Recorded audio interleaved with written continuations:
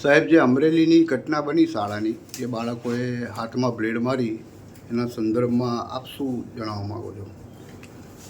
અમરેલીના મુંજિયાસર સરકારી શાળામાં 10 થી 12 વિદ્યાર્થીઓએ વિડીયો ગેમ અથવા તો કોઈ ચેલેન્જની ગેમ રમીને પોતાના હાથે બ્લેડ મારવાની, પગે બ્લેડ મારવાની, આ રીતની વિડીયો ગેમની વિકૃત માનસિકતા બાળકોના કુમળા માનસ પર પડી છે. જ્યારે આ ઘટના થઈ ત્યારે અમારા જિલ્લા શિક્ષણ અધિકારી દ્વારા, તાલુકાના જિલ્લા શિક્ષા વિભાગ દ્વારા વાલીઓ સાથેનું અને વિદ્યાર્થીઓને ઠપકો આપીને વાત 8 દિવસ પહેલાં પૂર્ણ થઈ ચૂકી. પરંતુ આ એક સામાન્ય ઘટના જ છે, કોઈને નુકસાન નથી, પરંતુ સામાન્ય આમ ન ગણી શકીએ, કારણ કે આવનારા સમયમાં આવી ચેલેન્જ ની ગેમો રમે તો વિદ્યાર્થીઓ અને બાળકની અંદર વિકૃતતા આવી શકે અને આવી રહી છે. તો ચોક્કસ પ્રકારે આને એક સ્ટડી કેસ તરીકે અમે કરીને અન્ય શાળાઓને આ વાત જણાવીશું.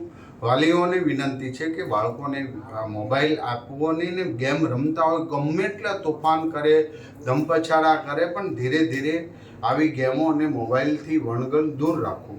આત્મહત્યા, કૂદી જવું, આવા બધા જ ચેલેન્જો બાળકો આપે છે અને એના હિસાબે જે હારી જાય એ બ્લેડથી પોતાના શરીર ઉપર ઘાવ કરે છે, પગ ઉપર કરે છે, જે જીતી જાય એ દાંત હસતો હોય છે.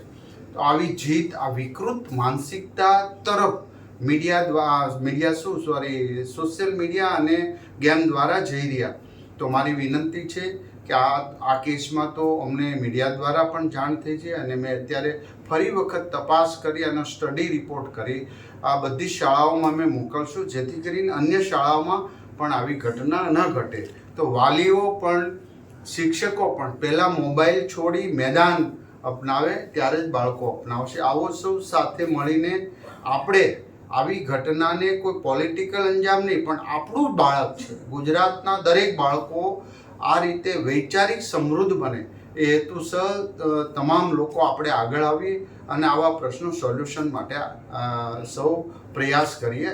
એવું એ રીતે જે મને જાણવા મળી એ તમામ હકીકતો પાછી હું મીડિયા સમક્ષ આપીશ.